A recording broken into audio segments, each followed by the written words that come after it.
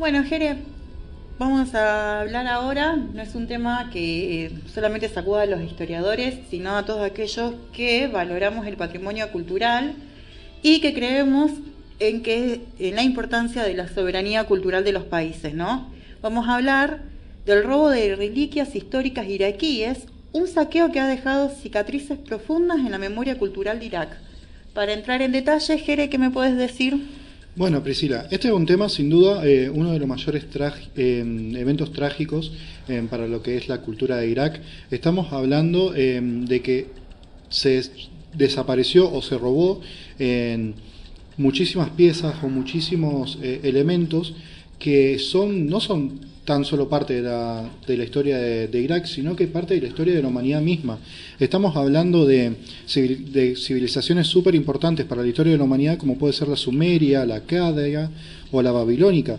Es historia completa de la humanidad que fue brutalmente saqueada, especialmente después y durante la invasión del 2003, que no estamos hablando de un par de piezas, estamos hablando de miles que o eran secuestradas, vendidas o que simplemente eran destruidas en un acto de intentar borrar la historia y la identidad del pueblo iraquí.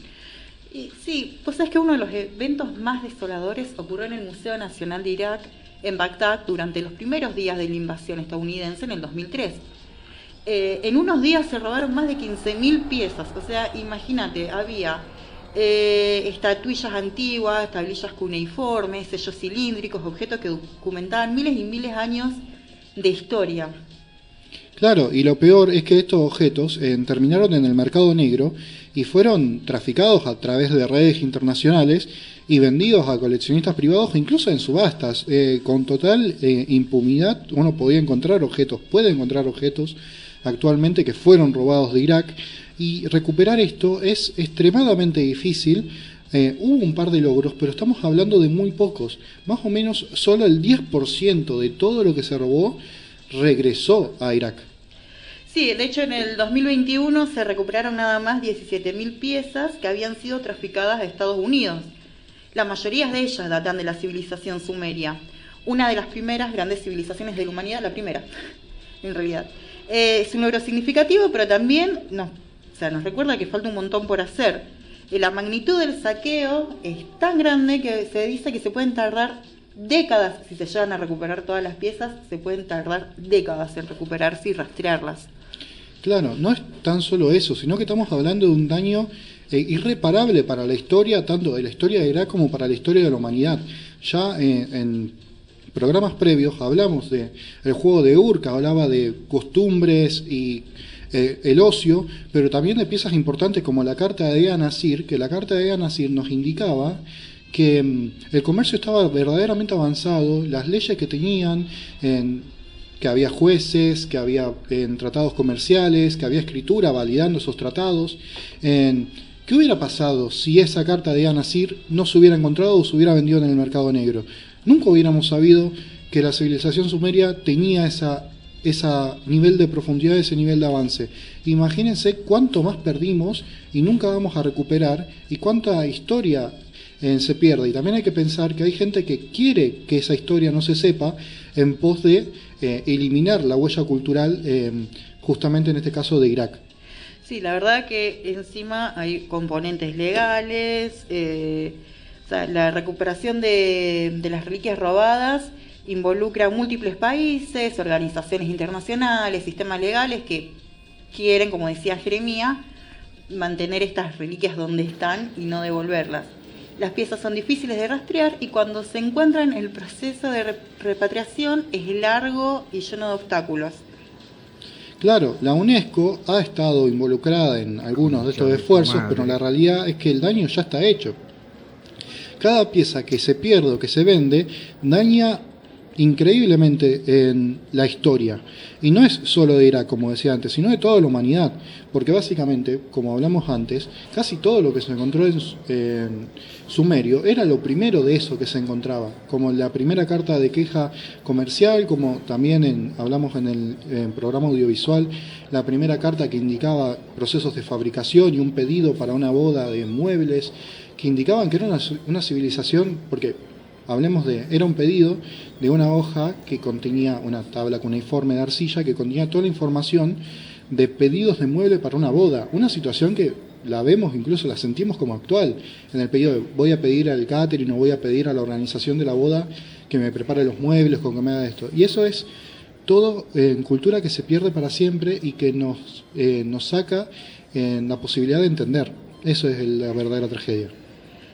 Como he dicho en otras ocasiones que hemos hablado, por ejemplo, de los objetos robados en el Louvre, este robo sistemático de reliquias iraquíes y la destrucción de los yacimientos arqueológicos que también se vienen haciendo, no es casual ni es obra de criminales aislados.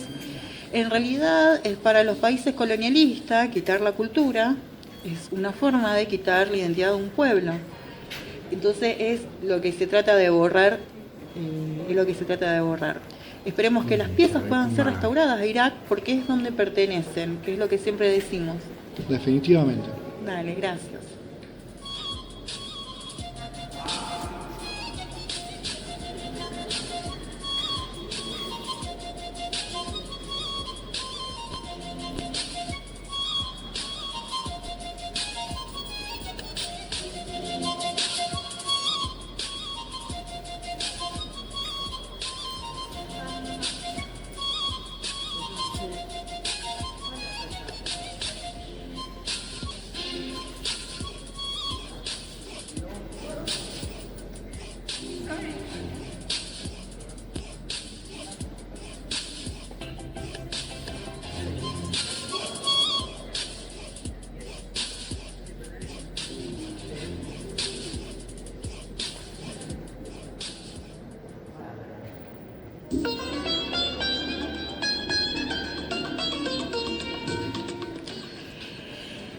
Jere, te tengo una pregunta. ¿Qué sabes de Enheduanna? Bueno, sé que Enheduanna vivió hace más de 4.300 años durante el reinado de su padre, Sargón de Akkad, el fundador del Imperio Acadio. Ella era conocida como no tan solo por ser hija del rey, sino que también por su papel como suma sacerdotisa de la diosa Nana en la ciudad de Ur. Sí, como suma sacerdotisa, Enheduanna tenía una posición de gran poder e influencia, tanto religiosa como política. Pero lo que realmente la hace destacar en historia es su legado literario. Enheduanna escribió himnos y poemas en sumerio, el idioma de la época, y uno de los más famosos, la exaltación de Inanna. Este himno, también conocido como Nin Me Sarra, es una obra impresionante que revela tanto la devoción de Enheduanna hacia la diosa Inanna como su angustia personal. En el poema, ella describe cómo fue destituida de su posesión de suma sacerdotisa y exiliada, una situación que le causó una gran desesperación. Enheduanna clama a Inanna por ayuda, buscando que la diosa la restituya en su posición y le devuelva su honor. Acá voy a leer un fragmento que captura el sufrimiento que ella tenía, ¿no?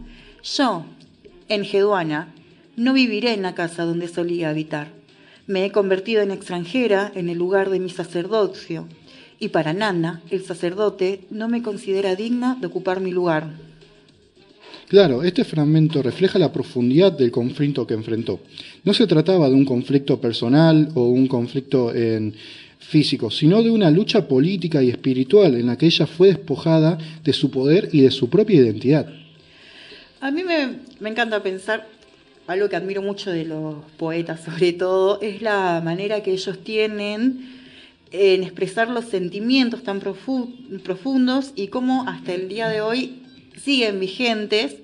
Y ella no solo luchó por su posición, sino que a través de su poesía estableció un precedente para la literatura mundial. Fue reconocida y es reconocida, ¿no?, como la primera autora de la historia. Claro, también en su obra tuvo muchísimo peso, mucha influencia en la religión mesopotámica, especialmente en el culto de Inanna.